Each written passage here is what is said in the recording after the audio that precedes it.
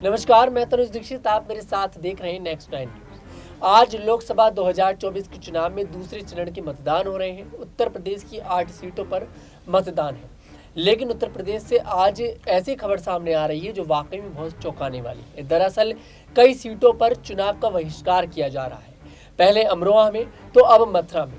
वहीं मेरठ से भी कुछ इस तरह की खबरें सामने आ रही हैं, क्योंकि इस बार उत्तर प्रदेश में वोट शेयर बहुत ज़्यादा कम है और उसका कारण सबसे बड़ा यही है कि लोग चुनाव का बहिष्कार कर रहे हैं। लोग ये कह रहे हैं कि विकास नहीं तो वोट नहीं।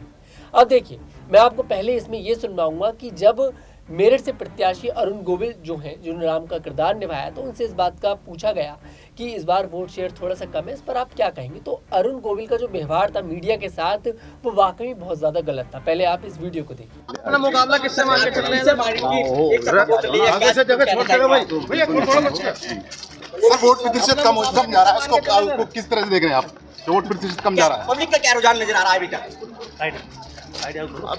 सर, एक सवाल पूछ रहे हो यार आप मेरे।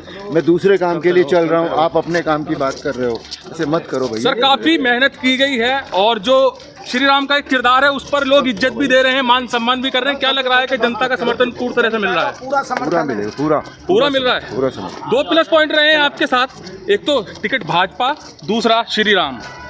तो ये जो समर्थन है पूरी तरह से दिख रहा है। बिल्कुल दिख रहा है। तो देखा आपने अरुण गोविल किस तरह से कहते नजर आ रहे हैं कि मैं यहाँ पर किसी और काम के लिए आया हूँ। दरअसल अरुण गोविल जो थे वो वहाँ पर हापुड़ पहुंचे विजिट करने के लिए, जहाँ पर मतदान चल रहा है। अब वो टेंशन में तो दिखाई दे रहे थे, उनके चेहरे से साफ टेंशन दिखाई दे रही थी, क्योंकि इस बार वोट शेयर बहुत ज़्यादा कम है। और शायद इसका सबसे बड़ा कारण यही है कि लोग जो बात कह रहे हैं कि विकास नहीं तो वोट नहीं, इन सभी बातों पर चर्चा करेंगे।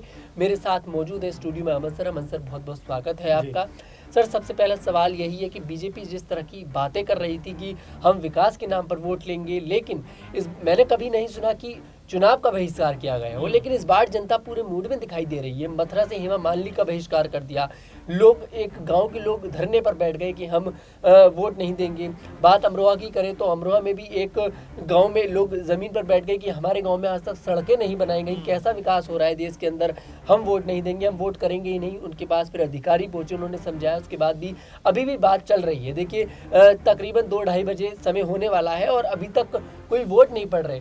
तो ये वाकई में बहुत चिंता में आने वाली बात है कि देखिए, बिल्कुल तनुज, जाहिर सी बात है कि जब तक विकास अंतिम पायदान तक नहीं पहुंचेगा, जब तक हम देखें कि विकास की जो बातें की जाती हैं वो दिल्ली और ऐसे बड़े शहरों तक सीमित होकर रह जाता। आप देखिए, हाईवे पे आप किसी भी गुजर रहे हैं, उससे आप 20 किलोमीटर अंदर चले जाइए, आपको विकास की असली हकीकत पता चल जाए कितना विकास हो रहा है। क्योंकि देखिए, भारत जो है वो गाँव में बसता है, इसमें कोई दो राय नहीं। 70 से 75% आबादी आज भी भारत की गाँव में निवास करती है। लेकिन अगर वहाँ के आप कह सकते हैं कि उनके विकास को आप देखें, उनकी जो जीवन शैली को आप देखें और जिस तरह की उम्मीदें वो लगातार हर बार करते हैं कि इस बार नहीं तो अगली बार, अगली बार नहीं तो अगली बार, लगभग 70-75 साल हो गए, अभी भी तमाम सारे गांव, तमाम सारी जगह इस तरह की हैं जहां पर विकास के नाम पर सिर्फ खाना पूर्ति की जाती है, इससे ज़्यादा कुछ नहीं किया जाता। सड़कें और सड़कों के बारे में आप देखिए कि किस तरह की, या तो सड़कें होंगी नहीं होंगी भी तो ऊबड़ खाबड़ सड़कें हैं, हॉस्पिटल की बहुत दिक्कत है, स्कूल अच्छे नहीं हैं, बिजली की व्यवस्था बहुत कह सकते हैं चरमराती हुई नजर आती है। तो ये जो ज़मीनी मुद्दे हैं, ज़मीनी जो बातें हैं, इसको लेकर वायदे तो बहुत सारे किए जाते हैं हर बार, चाहे पीएम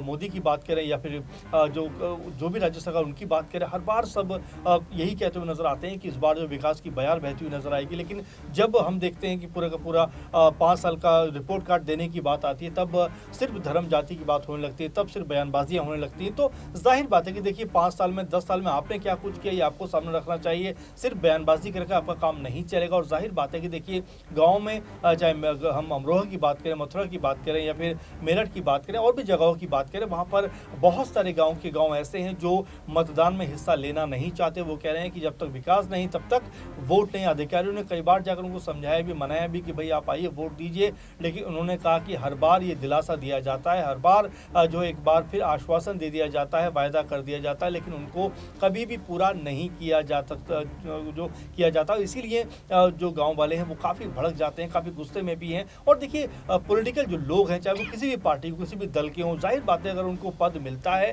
तो उनको अपनी जिम्मेदारियां, अपना जो दायित्व है पूरी तरह निभाना चाहिए। पीएम मोदी मोदी ने या मोदी सरकार ने जिस तरह से 5 गांव गोद लेने की बात की थी, अब जरा मीडिया में जाकर देखिए, अब पूछिए किसी से भी कि 5 गांव की बात कहीं कुछ हो रही है।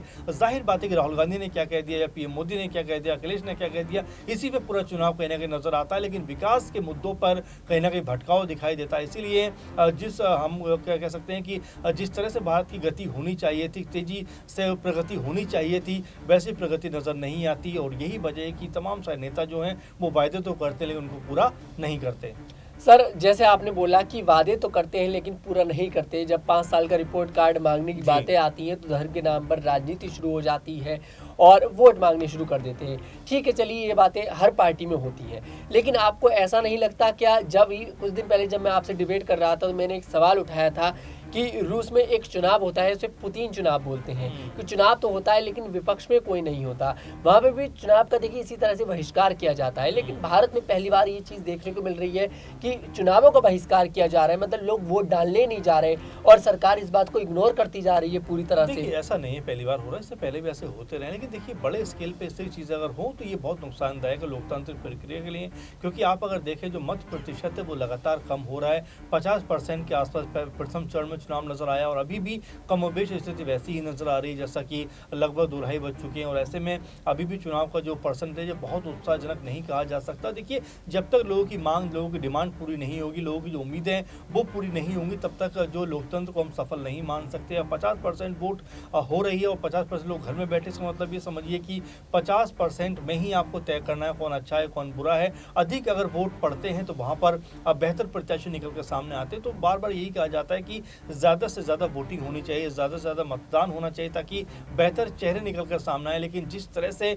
कह सकते हैं सूनापन सा नज़र आता है, जिस तरह से उदासीपन नज़र आता है, जिस तरह से मायूसीपन नज़र आता है कह सकते हैं मतदाताओं के अंदर, क्योंकि लोग वायदा तो बहुत ज़्यादा कर देते हैं। यानी कि जो हमारे नेता हैं वो चुनावी भाषणबाजी जब करते हैं तो तमाम तरह के जो वायदे हैं वो करते हुए नजर आते हैं कि चुटकियाँ बजाते सब कुछ यूं ही हो जाएगा। लेकिन जब असलियत सामने आती है 5 साल के बाद, जब वो कह सकते हैं उनको काम का ब्यौरा देना होता है, तब वो कहीं ना कहीं फेल हो जाते हैं। और यही वजह है कि लोग अब गुस्से में हैं। और देखिए धर्म जाति के नाम पर कब तक आप वोट मांगते रहेंगे? जाहिर बात है कि देश को विकास की ज़रूरत है, देश को जो रोजगार की ज़रूरत है, देश को आप कह सकते हैं अच्छी बिजली की ज़रूरत है, अच्छे स्वास्थ्य की ज़रूरत है, अच्छी सड़कों की ज़रूरत है, स्कूल की ज़रूरत है। ये जो बेसिक चीज़ें हैं इनकी ज़रूरत है। तो ऐसे में इन चीज़ों पर चुनाव होना चाहिए। लेकिन बदकिस्मती से आज भी या तो फिर धर्म के नाम पर होता है या फिर आपस में बयानबाजी करते हुए लोग नजर आते हैं। सर, मैं आपसे आखिरी सवाल और लेना चाहूँगा। वोट शेयर घटा, आपने बोला कि अभी देखिए पहले चरण में मात्र 50% वोट पड़े, अब उत्तर प्रदेश में इस बार और वोट शेयर घटता नजर आ रहा है। क्या बीजेपी पार्टी को इसमें जिम्मेदार ठहराया जा सकता है? देखिए मैं तो ये कहूँगा कि सबको जिम्मेदार ठहराया जाना चाहिए। कोई भी पार्टी जो भी सत्ता में रही हो वो अगर जनता के कह सकते हैं कि वायदों पर खरा ना उतरे। देखिए सिर्फ सरकार की बात नहीं है, देखिए जो सांसद चुन के आते हैं वो भले ही विपक्ष के होते हैं या किसी पार्टी के होते हैं, लेकिन उनको भी इतना अमाउंट मिलता है कि वो अपने क्षेत्र में अच्छा खासा विकास करा सके। लेकिन जब वो भी विकास नहीं कराते और सत्ता में बैठे हुए लोग भी विकास नहीं कराते तो ये मिली-जुली प्रतिक्रिया है। देखिए ये ज़रूरी हो जाता है कि जिस भी तरह से आप लोगों से वायदा करते हैं, लोगों से आप जो है वोट हासिल करते हैं, तो आपको उनके वायदों पर भी उनकी उम्मीदों पर भी खरा उतरना चाहिए। लेकिन हैरानी होती है तनुज की, लोग वायदा तो करते हैं, नेता आते हैं, चुनावी भाषण करते हैं। कई जगह का ऐसा देखा गया है, जब हमने जो सांसद हैं, मौजूदा सांसद जिनको टिकट मिला है, वो जब अपने क्षेत्र में जाते हैं तो लोग यही कहते हुए नजर आ रहे हैं कि भाई 5 साल आप कहाँ थे, आपने एक बार भी हमारे पास नहीं आया, लेकिन वोट लेने के लिए आप तुरंत भागे चले आए। तो ये स्थिति जो है ये भयानक स्थिति, इससे उबरना पड़ेगा। और देखिए जो भी बात आप कहते हुए नजर आते हैं उसको आप पूरा करिए ताकि लोगों का भरोसा जो है वो लोकतंत्र में कायम रह सके। धर्म, जाति, समुदाय, इस तरह की जो चीज़ें ये बहुत पर्सनल चीज़ें, इसको चुनावी मुद्दे ना बनाया जाए। अब तो कम से कम ना बनाया जाए। जब देख रहे हैं कि तमाम चीज़ें हम बेहतर करने की बात करते हैं, तमाम भारत को विकसित राज्य देश बनाने की बात करते हैं, उस वक्त तो कम से कम काम की बात की जाए। लेकिन होता उलट है, यहाँ पर जो है मुद्दे गायब हो जाते हैं और सिर्फ बयानबाजी जो है या तो समुदाय को लेकर होगी या फिर आपसी जो है भिड़ंत होती हुई नजर आती है। जी वाकई में बिल्कुल सही बोला सर आपने कि जब नेताजी अपने गांव में जाते हैं 5 साल बाद तो अब लोग यही पूछ रहे हैं कि आप 5 साल से कहाँ थे। और ऐसा एक सांसद के साथ नहीं, कई सारे सांसदों के साथ इस बार होने को मिला है। एक का नाम होता तो गिना भी देते, कई सारे ऐसे हैं जिनके साथ ऐसा इस बार हुआ है। खैर, आपको क्या लगता है मुझे कमेंट सेक्शन में ज़रूर बताइए, क्या इस तरह से चुनाव का बहिष्कार करना कितना सही है और कितना गलत है, और सरकार को इसमें आगे चलकर कितने कुछ कदमों को उठाना पड़ेगा, क्योंकि सरकार को अब विकास वाकई में करना पड़ेगा, क्योंकि अब ये जनता पागल बनने वाली नहीं है। हमें कमेंट सेक्शन में ज़रूर बताएं। अगर आपको हमारा वीडियो पसंद आए, हमारी वीडियो को लाइक करें, शेयर करें और हमारे चैनल को ज़रूर सब्सक्राइब